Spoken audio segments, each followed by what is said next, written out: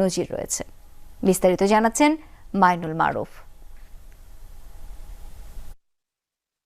দ্বিতীয় বিশ্বযুদ্ধের পর জার্মানির হিটলারের নাৎসি বাহিনীর বিচারে গঠিত হয় নুরেমবার্গ ট্রাইব্যুনাল। 1945-46 সালে সেই সময়ই সেই ট্রাইব্যুনালের বিচার সরাসরি টেলিভিশনে সম্প্রচার করা হয়। সবশেষ ইরাকের সাবেক প্রেসিডেন্ট সাদ্দাম হোসেন কিংবা মিশরের সাবেক প্রেসিডেন্ট মোহাম্মদ মুরসির সরাসরি বিচার শুনানি দেখেছে বিশ্ব। সব মিলিয়ে বিশ্বের অন্তত 21টি দেশ মামলার গুরুত্ব বিবেচনায় সরাসরি সম্প্রচার করে আসছে। এবার সেই কাতারে নাম লেখাচ্ছে বাংলাদেশ। রোববার পলাতক সাবেক প্রধানমন্ত্রী শেখ হাসিনার বিরুদ্ধে ফরমাল চার্জ দাখিলের আদালতের শুনানির চিত্র দেখা যাবে টেলিভিশনের পর্দায়। আর এমন উদ্যোগকে বিচার বিভাগের নতুন অধ্যায়ের সূচনা বলছেন আইনজীবীরা। ন্যায় বিচার প্রতিষ্ঠার অন্যতম একটি মাধ্যম হলো মানুষের কাছে ন্যায় বিচার যে হচ্ছে সেটি পৌঁছে দেওয়া।